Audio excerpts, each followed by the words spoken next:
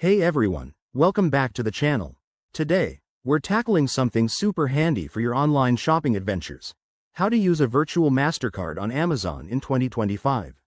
With the rise of digital security and contactless payments, virtual cards are a game changer for keeping your info safe while scoring deals. If you're new here, hit that subscribe button and turn on notifications so you never miss a tip. First off, what's a virtual MasterCard? It's a digital version of your MasterCard, generated through your bank's app or a secure platform. In 2025, most banks offer enhanced features like one-time use numbers and biometric authentication, making it even safer for sites like Amazon. Let's jump into the steps. Step 1. Generate your virtual MasterCard.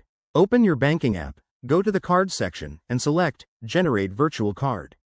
You'll get a temporary card number, expiration date, and CVV. Make sure to enable any 2025 updates like facial recognition for added security. Step 2. Log into your Amazon account on a secure device.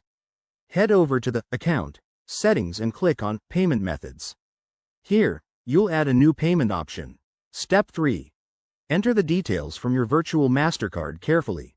Input the card number, expiration date, and CVV. Amazon might prompt for additional verification, like a one-time code sent to your phone. Go ahead and complete that. Step 4. Select your virtual MasterCard as the payment method during checkout. Double-check everything to avoid any hiccups. Once you confirm, your purchase will process securely. Now, a few tips for 2025. Always use a virtual card for one-time purchases to protect against fraud.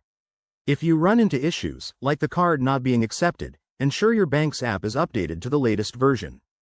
Amazon's AI-driven system might flag virtual cards, so have your ID ready for verification. And there you have it. Shopping on Amazon with a virtual MasterCard is straightforward and secure. If this helped, give it a thumbs up and drop a comment below if you have questions.